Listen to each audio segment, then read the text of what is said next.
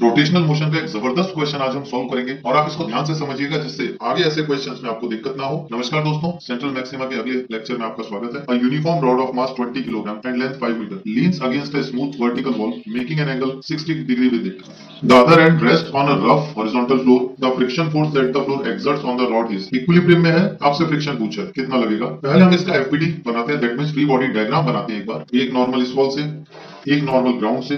Wall is smooth, wall की वजह से कोई फ्रिक्शन नहीं होगा, बट ग्राउंड की वजह से इसकी स्लाइडिंग टेंडेंसी के ऑपोजिट एक फ्रिक्शन लग रहा होगा। एंड सेंटर ऑफ मास पे mg, दैट इज इसका वेट। बिकॉज ये रॉड इक्विलिब्रियम में है, hence net force in x direction will be zero. तो हम लिखेंगे n1 equal to f। Net force in y direction भी जीरो होगी, इसका मतलब n2 इक्वल टू mg। क्या आप ये दोनों इन्फॉर्मेशन समझ पाए? एक्स डायरेक्शन में नेट फोर्स जीरो होगी, y डायरेक्शन में नेट फोर्स जीरो होगी। हमारे पास number of variables n1 n2 और फ्रिक्शन 3 है, जबकि हमारे पास इक्वेशन अभी दो है। जो थर्ड इक्वेशन आएगी वो रोटेशनल इक्विलिब्रियम की आएगी। अभी जो दो इक्वेशंस हमने लिखी है वो ट्रांसलेटरी इक्विलिब्रियम की इक्वेशंस है। यदि नेट टॉर्क b के अबाउट जीरो कर दिया जाए रोटेशनल इक्विलिब्रियम के हिसाब से, वैसे आप किसी भी एक पॉइंट के अबाउट नेट टॉर्क जीरो कर सकते हैं, लेकिन अभी मैं b के अबाउट नेट टॉर्क जीरो कर रहा हूं। कारण यह है कि b के अबाउट अगर आप टॉर्क देखेंगे तो उसमें आपको फ्रिक्शन का और n2 का दोनों का ही टॉर्क जीरो मिलेगा। आपकी इक्वेशंस थोड़ी सी आसान हो जाएंगी इससे। इसका मतलब torque due to mg magnitude wise torque due to n1 के बराबर होगा, क्योंकि इन दोनों के टॉर्क का डायरेक्शन तो ऑपोजिट है। mg का टॉर्क बाहर की तरफ, दैट मींस एंटी क्लॉकवाइज आ रहा है, और n1 का torque clockwise, that means into the plane. लेकिन क्योंकि यही दो टॉर्क लग रहे हैं और नेट टॉर्क जीरो है, इन दोनों के टॉर्क्स का मैग्नीट्यूड सेम होगा। mg का टॉर्क आएगा